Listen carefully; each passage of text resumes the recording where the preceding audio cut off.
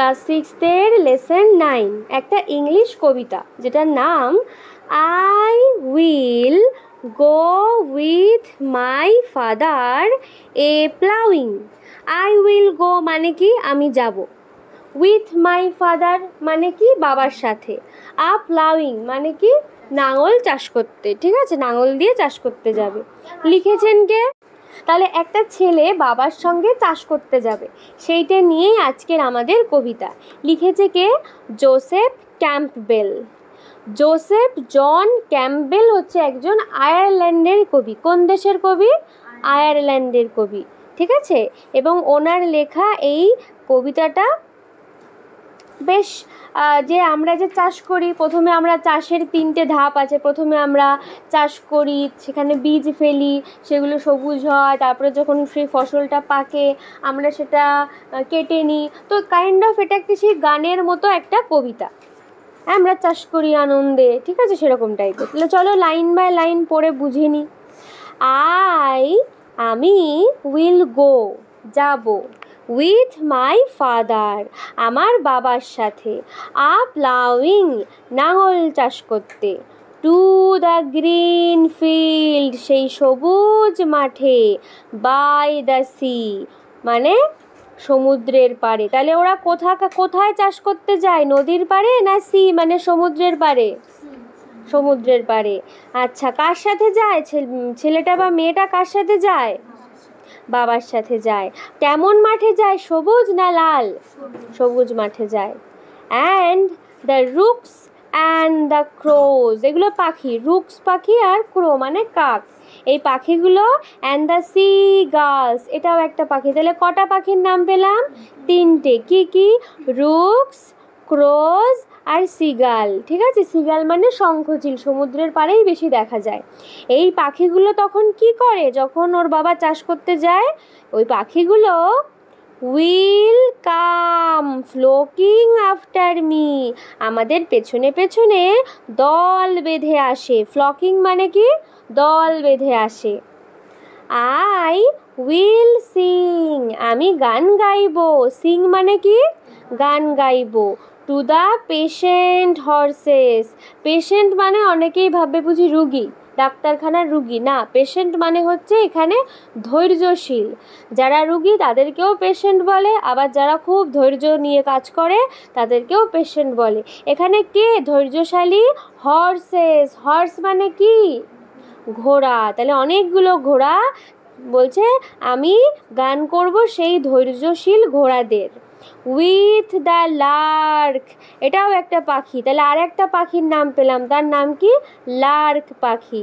In the shine of the air বলছে I will sing to the patient horses with the lark in the shine of the air, যখন চকচক চকচক করবে পুরো বাতাসটা তখন ও গান গাইবে। And my father will Singh এবং আমার বাবাও গান গাইবে। তাহলে কে কে গান গাইবে? যে কথক আর যে বাবা দুজনেই গান গাইবে। কিসের গান? দ্য প্লাউ সং নাঙলের গান, চাষের গান। কিসের গান? ইংরেজিতে প্লাউ সং। কি বললাম? That blesses the cleaving share. দেখো এখানে ক্লিভিং মানে কি বলেছে? কাটিং সামথিং ইনটু টু, কোনো জিনিসকে 2 টুকরো করে কেটে ফেলা। তাহলে যদি আমরা প্লাউয়ের গান গাই অর্থাৎ নাঙলের গান গাই, তাহলে নাঙল কাকে 2 ভাগ করে দেবে? নাঙল দিয়ে কি চাষ করা হয়? মাটি না মেঝে? শান পাথর তো আর না, মাটি। তাহলে মাটিটাকে এরকম ভাগ করে দেবে, উপরে উপরে উপরে উপরে মাটি যখন আমরা খুঁড়ি, মাটি যখন এরকম নাঙল দিয়ে টেনে নিয়ে যায়, ওই ভেতর থেকে মাটিগুলো চারিদিকে ছড়িয়ে পড়ে না 2 পাশে ছড়িয়ে পড়ে? নাঙল দেওয়ার সময় 2 পাশে ছড়িয়ে পড়ে। তাহলে মাটিটাকে কয় ভাগে ভাগ করছে? 2 ভাগে। তাই ক্লিভিং মানে কি? 2 ভাগে ভাগ করে দেওয়া। তাহলে ওরা প্রথমে কি করলো? মাটিটাকে এরকম নাঙল দিয়ে চাষ করলো। Next, I will go with my father আমি আমার বাবার সঙ্গে যাব।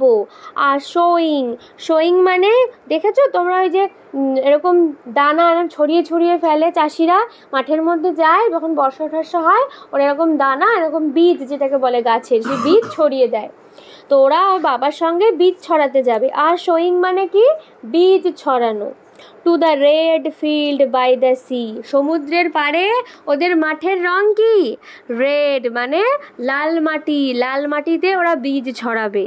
And the merles and the robin, আরও অনেকগুলো পাখির নাম পাচ্ছি। কি কি? মার্ল পাখি, তারপরে রবিনস পাখি, থ্রাশ পাখি। হ্যাঁ, এই 3 ধরনের পাখি কি করবে? Will come flocking after me. তাহলে ওরা যখন মাঠে বীজ ছড়াবে তখন কোন কোন পাখি ওদের পেছন পেছন আসবে? মার্ল পাখি, রবিন পাখি আর থ্রাশ পাখি। ঠিক আছে, তারপরে কি বলছে? I will sing to the, I will Singh, আমি গান গাইবো, টু দ্য স্ট্রাইডিং শাওয়ার্স। স্ট্রাইডিং মানে খুব কঠোর পরিশ্রম যারা করে তাদেরকে বলে স্ট্রাইডিং। আর শোয়ার্স মানে কি? যারা বীজ ছড়ায়। মাঠে তো আর দুজন মিলে বীজ ছড়ানো হয় না, অনেক চাষিরা কাজ করে। তারা কি পরিশ্রমী না অলস? সেই সোয়াররা, বীজ ছড়ানোর লোকেরা, স্ট্রাইডিং মানে পরিশ্রমী। With the Finch of the flowering slow. Finch মানে কি? এক ধরনের পাখি যারা গান গায়। তাহলে আরেকটা পাখির নাম পেলাম। ঠিক আছে, আর কি বলছে? স্লো, স্লো হচ্ছে এক ধরনের এরকম নীলচে নীলচে কালো কালো কালারের এরকম কাটা কাটাওয়ালা ফল। ঠিক আছে, যেগুলো পাখিরা খায়। তাহলে এই যে ফ্লিঞ্চ পাখি কোথায় বসে থাকবে? অন দ্য ফ্লাওয়ারিং স্লো, এমন একটা গাছ, ফলের গাছ, স্লো গাছের যেখানে ফুল হয়েছে সেই গাছে বসে থাকবে। অ্যান্ড মাই ফাদার, আর আমার বাবা, will sing the seed song, গান গাইবে বীজের গান। যখন ওরা মাঠে মাঠে নাঙল দিচ্ছিল ওরা নাঙলের গান গাইছে, এখন ওরা মাঠে বীজ ছড়াচ্ছে তাই কিসের গান গাইছে?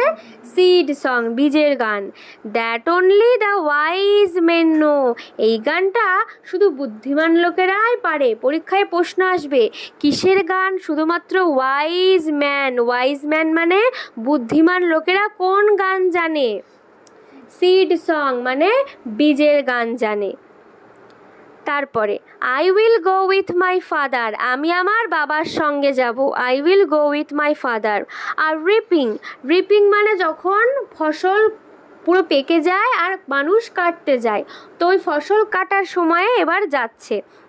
Two the brown field by the sea, এখন মাঠের রং কেমন হয়ে গেছে? রোদে পুড়ে ব্রাউন মানে বাদামি রঙের হয়ে গেছে। মাঠটা কিসের পাড়ে? নদীর পাড়ে না সি মানে সমুদ্রের পাড়ে? সমুদ্রের পাড়ে। অ্যান্ড দ্য গিজ, গিজ মানে জানো কি? গিজ মানে হচ্ছে হাঁস, পাতি হাঁস দেখেছো? সেই গিজ, অনেকগুলো হাঁস। অ্যান্ড পিজিয়ান্স, পিজিয়ান্স মানে পায়রা। অ্যান্ড দ্য স্প্যারো, স্প্যারো মানে চড়াই পাখি। তাহলে আবার 3টে পাখির নাম পেলাম। কোন টাইমে? যখন ওরা ধান কাটতে যাবে বা ফসল কাটতে যাবে, যে ফসলই হোক, ধান বলে না, ধান গম যাই হোক, কাটতে যাবে তখন 3টে পাখির নাম পেলাম। গিজ, পাতিহাঁস, পিজিয়ন, পায়রা, স্প্যারো, চড়াই পাখি। এরাও কি করবে? পেছন পেছন দলে দলে আসবে। পরের লাইনেই আছে will come flocking after me, আমাদের পেছনে উড়ে উড়ে আসবে। I will sing to the weary reapers, weary মানে ক্লান্ত। যখন বসে বসে উবু হয়ে বসে চাষিরা ফসল কাটে, ওরা তো ক্লান্ত হয়ে যায়, তাই না? নাঙল তো চাষ করা যায় ঠিক আছে, কিন্তু ওই বসে বসে কাটা সমস্ত ফসল ওরা ভীষণ ক্লান্ত হয়ে যায়। তাহলে ওয়ারি মানে কি? ক্লান্ত। আর রিপার্স মানে কি? যারা ধান কাটে। ঠিক আছে, সেই রিপাররা ভীষণ ক্লান্ত, তা ওদের গান গাইবে, আমাদের কবি ওদের গান গাইবে। উইথ দ্য রেন, রেন হচ্ছে একটা পাখি। হ্যাঁ, wren in the heart of the sun, সূর্য যখন রেন পাখি গান গায়, সেই রেন পাখির গানের সঙ্গে সঙ্গে আমাদের কবিও গান গায়। কাদের গান গায়? সেই যারা ক্লান্ত হয়ে ধান কাটছে বা জব কাটছে তাদের গান। And my father will sing the scythe song. ইস স্কাইথ মানে কি? স্কাইথ মানে কাস্তে, দেখবে কাস্তে দিয়ে ধান কাটে। হ্যাঁ, ওটা দায়ের মতো দেখতে হয়, সিপিএমের সাইনে থাকে কাস্তে, হাতুড়ি তারা, সেই কাস্তে। ঠিক আছে, সেই কাস্তের গান গাইবে। কেন কাস্তের গান গাইবে? কারণ কাস্তে দিয়েই তো সমস্ত ফসল কাটে না, এরকম কেটে কেটে নিয়ে আসে। তো ওর বাবা কিসের গান গাইবে? Scythe song.